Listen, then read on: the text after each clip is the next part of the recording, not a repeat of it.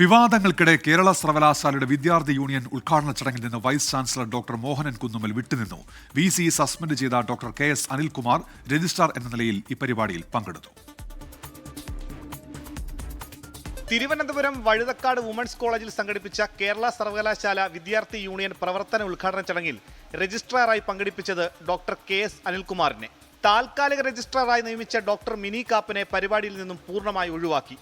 ഇടത് വിദ്യാർത്ഥി യൂണിയൻ സംഘടിപ്പിച്ച പരിപാടിയുടെ നോട്ടീസിൽ VCയുടെ പേര് ഉൾപ്പെടുത്തിയിരുന്നെങ്കിലും ചടങ്ങിൽ നിന്ന് ഡോക്ടർ മോഹനൻ കുന്നുമ്മൽ വിട്ടുനിന്നു. എഴുത്തുകാരൻ TD രാമകൃഷ്ണൻ ചടങ്ങ് ഉദ്ഘാടനം ചെയ്തു. Kerala Sangeetha Nataka academy vice chairperson Pushpavathy പരിപാടിയിൽ മുഖ്യ അതിഥിയായി. സിനിമാ കോൺക്ലേവിലെ അടൂരിന്റെ പരാമർശത്തിനെതിരെ വീണ്ടും പുഷ്പവതി രംഗത്തെത്തി. ഞാൻ വന്ന വഴികളിൽ കൂടി ഞാൻ ആർജിച്ചെടുത്ത എൻ്റെ കാഴ്ചപ്പാടിൻ്റെ ഭാഗമായിട്ട് പുറത്തു വരുന്ന ചില അഭിപ്രായങ്ങളാണ്. അപ്പോൾ നിങ്ങൾ കേട്ട് കാണുമ്പോൾ ഈ അടുത്ത് ഹൂ ഈസ് ഷീ എന്ന് ചോദിച്ച ചോദ്യം, ക്ഷണിക്കപ്പെട്ട സദസ്സിൽ ചെന്ന് കഴിഞ്ഞാൽ അതേത് കോൺക്ലേവ് ആണെങ്കിലും കോൺക്ലേവിൻ്റെ അർത്ഥം സമ്പുഷ്ടമാകണമെങ്കിൽ അല്ലെങ്കിൽ സമ്പൂർണ്ണമാവണമെങ്കിൽ അവരുടെ ശബ്ദങ്ങൾക്ക് അവിടെ പ്രാധാന്യം ഉണ്ടാകണം എന്നുള്ളതാണ്. ആശയ സമന്വയമാണല്ലോ നമ്മൾ ഉദ്ദേശിക്കുന്നത്.